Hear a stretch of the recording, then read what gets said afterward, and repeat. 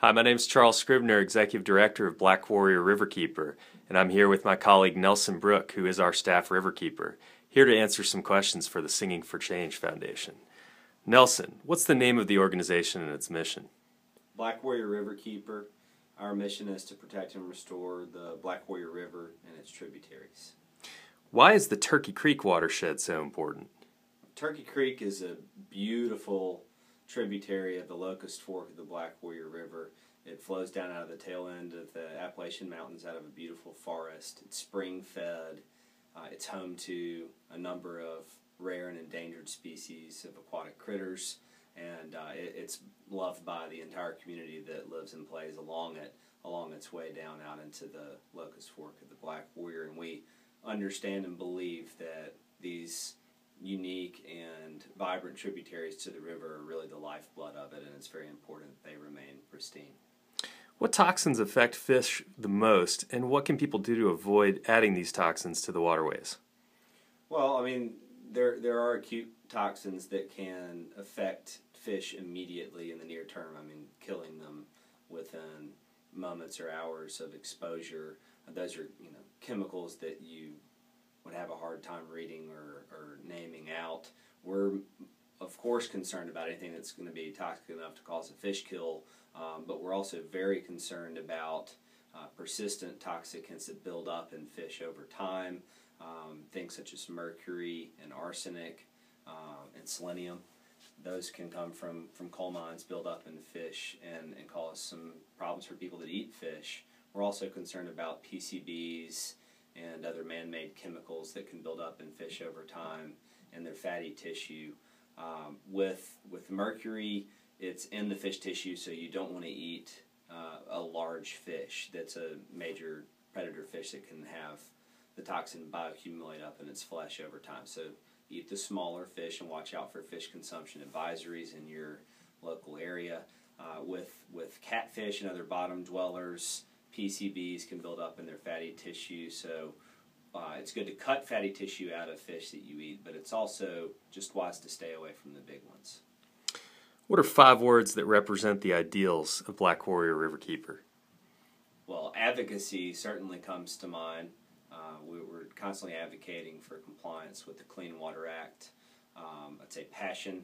We have a lot of passion here for protecting clean water and the Black Warrior River system. Say active. We're active. We're out on the water. We're talking with citizens, taking in complaints, and notifying the public through the media and through our own means about what's going on up and down the river. Patrol is certainly a word that comes to mind. We do a lot of patrolling of the river and its tributaries, looking for problems and beauty. We're protecting this beautiful river system for all who use it, and that includes the critters that a lot of people go out to the river to see. All right. What's a top 10 list of why you should protect the waterway? And this can be a mixture of serious and funny things.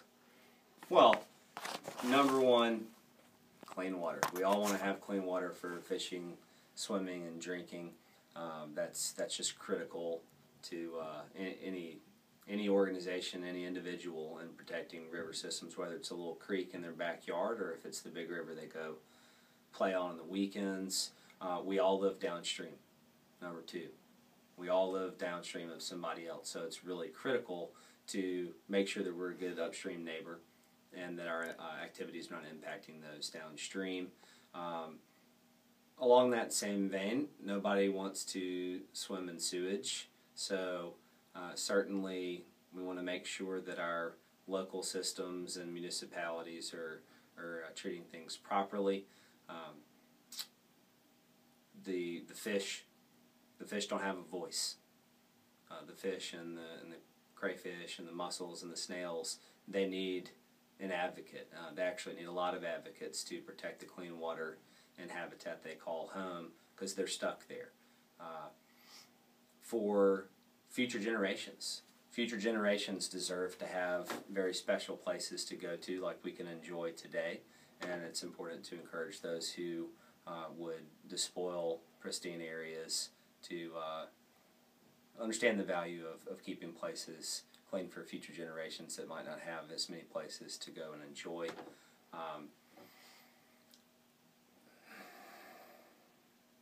Charlie? You got 3 more. There's your funny part. There's your Yeah. interlude.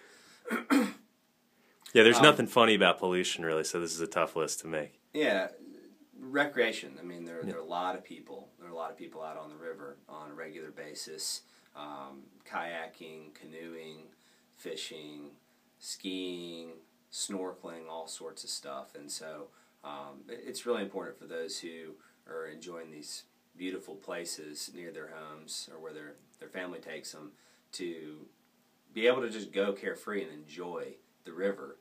In a lot of cases where you're going to be, it's going to be beautiful and it might not look like there's a problem, but unfortunately some chemicals and other contaminants can be there without you knowing it, without being able to smell it or see it. For beyond the rivers, for down all the way down to the estuary to Mobile Bay and for the Gulf of Mexico, for the bigger picture of the system, it's really critical that we protect our fresh water because it's really part of the whole bigger water cycle that people around the world are connected to in many more ways than one.